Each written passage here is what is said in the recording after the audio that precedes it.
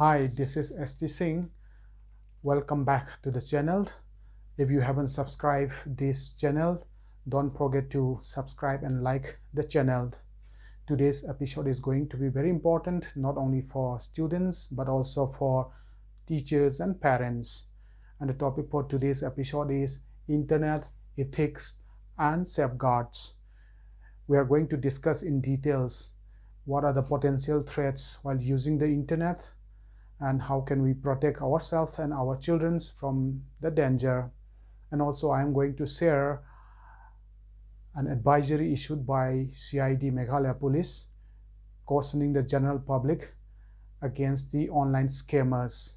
But before we discuss all this, let us have a quick look at what is internet and some of the terms related to internet. Internet, also called the net, is one of the largest networks that links millions or trillions of computers and smartphones all over the world. We can access this network via communication devices and media such as modems, cables, telephone lines, optical fiber, mobile networks, and satellites.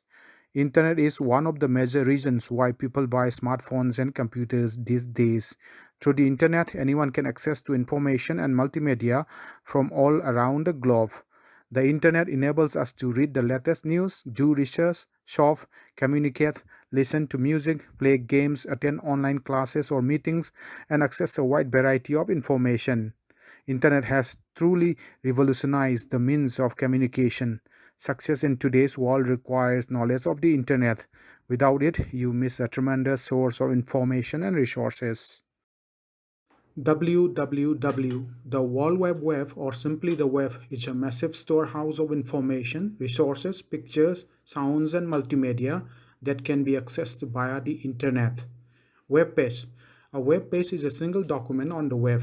Web pages can include a collection of text, image, sound, and video. The internet consists of billions of pages covering almost every topic. Website. A collection of web pages related to same topic is called website. A website is organized by different companies or organizations such as banks, hospitals, or even an individual.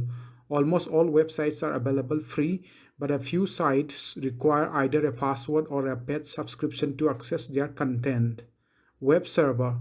A web server is a powerful computer that stores web pages and makes them available on the web for internet users. It is capable of handling thousands of site visits at a time. Web browser. A web browser is a software program that allows you to view and explore information on the web. Some popular web browsers are Google Chrome, Microsoft Internet Explorer, and Mozilla Firefox. Web portal. A web portal is a specially designed website that offers a variety of internet services from a single convenient location. Most portals offer these free services like search engine, news, sports, weather, web publishing, yellow pages, stock quotes, maps, shopping, email, and other communication services. URL. Each web page has a unique address called URL or Uniform Resource Locator. You can instantly display any web page if you know its URL. Some examples of the URL are www.yahoo.com, www.google.com, etc. Link. A link is a kind of cross-reference to another web page. It is also called hyperlink, which is a built-in connection to another related web page or the part of a web page. A link can appear as an icon, image, or text. When you click the link, the other page loads into your web browser automatically. Internet Service Provider. Internet Service Provider or ISP is a company that provides access to the internet for a monthly fee. To connect to the internet, you must sign up for an account with an internet service provider. Some of the ISPs in India are BSNL, MTNL, Airtel, Jio, etc. Homepage. The starting page of a web page is called homepage. It is similar to a book cover or a table of contents for a website. It provides information about the site purpose and its contents. Many sites also allow you to personalize the home page so that it displays the areas that interest you. IP address and domain name. An IP address, short for Internet Protocol Address, is a sequence of numbers that uniquely identifies the location of each computer or device connected to the Internet. It has four groups of numbers that are separated by a period. The number varies between 0 to 255. For instance, the numbers 153.25.15.10 is an IP address. The first part of the IP address identifies the network and the last part identifies the specific computer or device. A domain name is the text version of an IP address, which is easier to remember and is part of the web address that we type in a browser's address bar to access a website. IP address 216.58.205.228, its domain name is www.google.com. Protecting yourself from potential threats on the web. Protecting yourself means understanding and preventing a number of security and privacy problems while using internet. It is important when you want to send personal information like your bank account or credit card number over the internet. If you do not take measures to protect yourself from potential threats in the cyber world, you and your device could become the target of cybercrime. Cybercrime are those instances when a person illegally accesses your smartphone or computer for malicious reasons.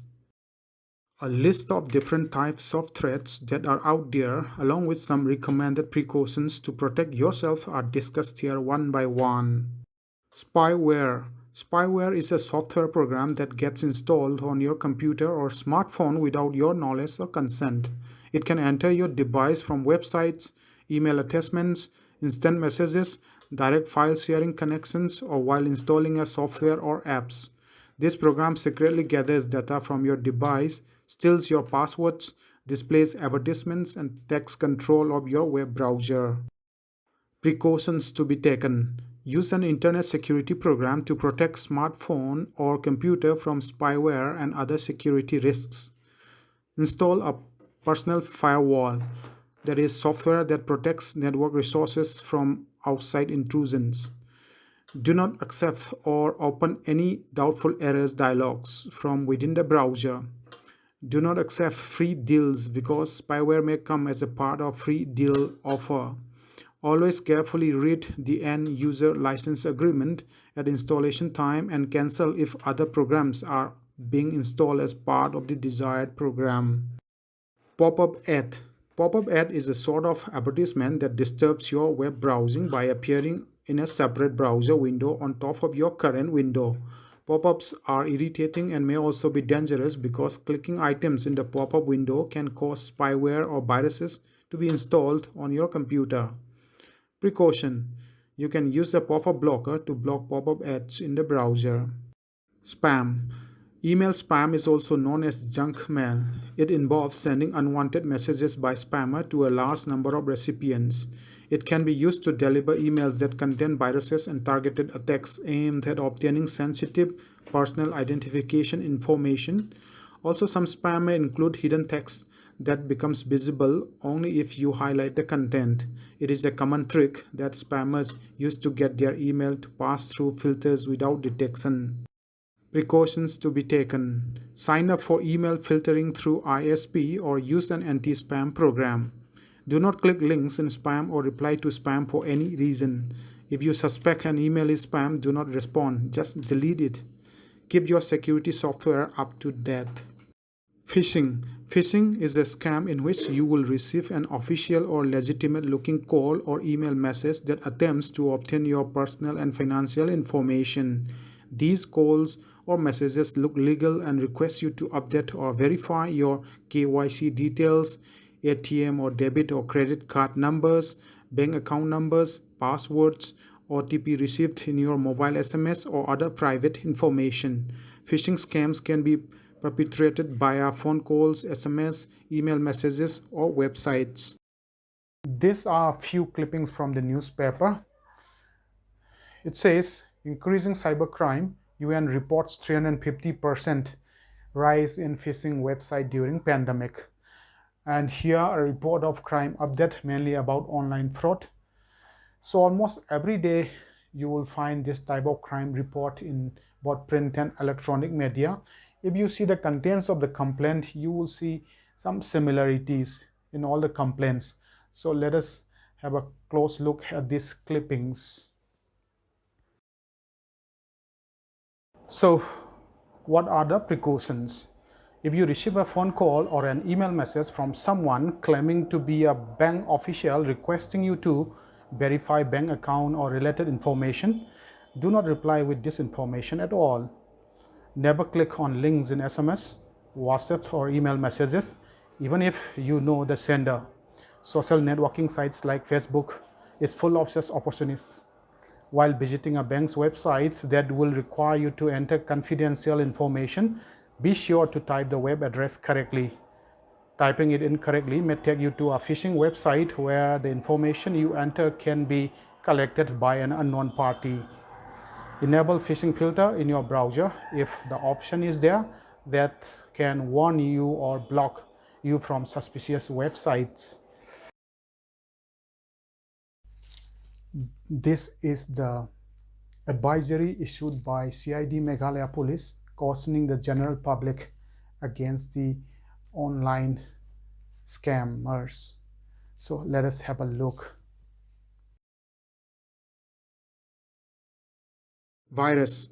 Viruses are programs which are created deliberately to damage data. A virus can badly affect or infect your smartphone or computer without your knowledge. Once a virus is in your device, your files and operating system may be damaged. Viruses usually enter into your computer or smartphone when you open an email attachment or download data or app from the web. Precautions. Open only those email attachments that come from trusted sources and are expected. Delete all unwanted emails without opening. Do not click on web links sent by someone you do not know.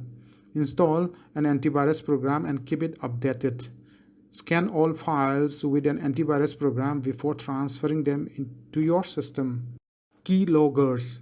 A keylogger or keystroke logging is a type of software often found on public computers that records keystrokes you make to enter data in the computer in a hidden file.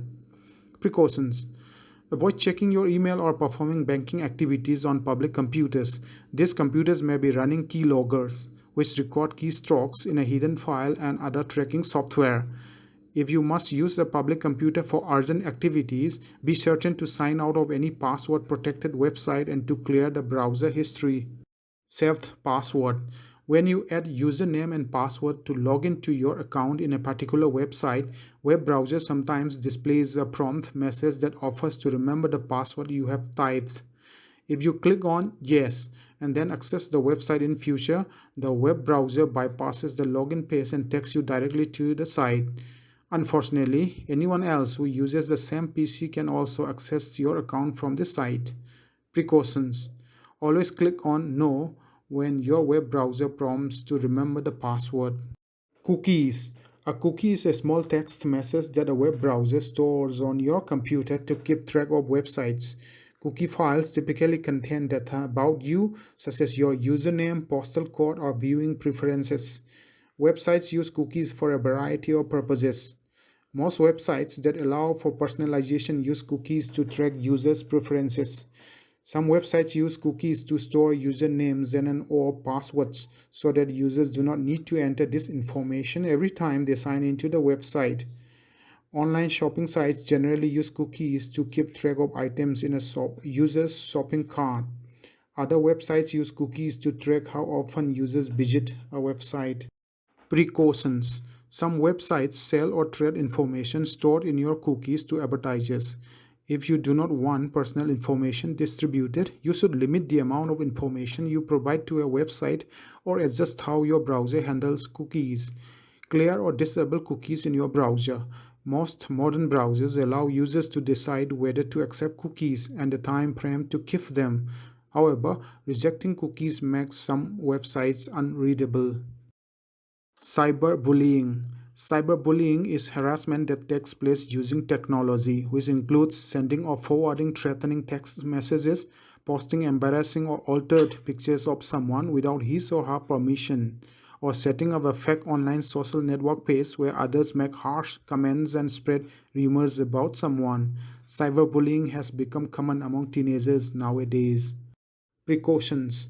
Never give your personal information and password to anyone. He or she can use this information to harass you. Check for privacy settings usually found on the setting on most social networking sites to set permissions. So you can control who can review your profile and photos, make comments, and if desired, block certain people from viewing your page. You should search your name on major search engines such as Google on regular basis. If any personal information or photo appears which may be used for cyberbullying, you must take an action to remove it and be safe. Installation of filtering software or apps on the computer or smartphone can help protect teenagers from viewing inappropriate content online. Hacking. The term hacker refers to someone who accesses a computer or a smartphone or network illegally. The process is known as hacking. This can happen either for positive or negative reasons. Some hackers claim the intent of their security breaches is to improve security. Other hackers develop computer malware or virus to gain access to confidential information. A cracker is someone who also accesses a computer or network illegally but has the intent of destroying data, stealing information, or other malicious action. Both hackers and crackers have advanced computer programming and networking skills. Precaution. You should make a strong password and change it frequently. Your password should be at least 6 characters long and include at least one number, letter, and special character. Your new password should be different from any other passwords you have used. It is strongly advised that you use different password for all different accounts. Digital footprint. Every time you surf the internet, you leave a trail behind, known as digital footprint. Whatever activity you perform on the internet, such as checking mails, filling forms, online banking, buying and selling things, and posting on social networking, leave traces of your personal information online. This information can be seen by other users. Open the history section of your web browser and you can see all the websites you have visited in the past. Everyone who uses the internet has a digital footprint, so it is not something to be worried about.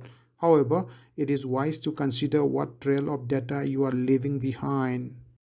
So the precautions are: keep your privacy settings as high as possible. Never post personal information such as home address, telephone number, and parents' office address. Never upload inappropriate matter about any person because your post is public. If you see something online that makes you feel uncomfortable, unsafe, or worried, leave the website and turn off your computer. If you want, you can tell your parents or guardians. When you use a public computer, make sure you log out of the accounts you have accessed before leaving the computer. Role of parents and teachers. The growth and popularity of technology, especially the internet, brought up a digital generation which both excites and worries parents and teachers. So both parents and teachers have to play their role and protect the children in the virtual world. Parents and teachers should advise children to play only those games which are suitable for their age. Parents and teachers should advise children that most social networks are not suitable for children under 12 years of age and even for young teenagers. Parents and teachers should be part of the children's online life. At the same time, they should gain their trust as far as the use of internet is concerned. Parents and teachers should advise children not to share any personal information to any unknown person. Parents and teachers should make such environment that at home and at school so that children can comfortably discuss their internet-related problems. Parents and teachers should advise children to create a strong password for every account and keep on changing password after a certain period of time. Most importantly, never share it with anyone. Internet has many objectionable materials such as violence and pornography. Parents and teachers should use content filtering to restrict access of inappropriate sites. Let's not forget that internet is an excellent tool for entertainment, education, and communication.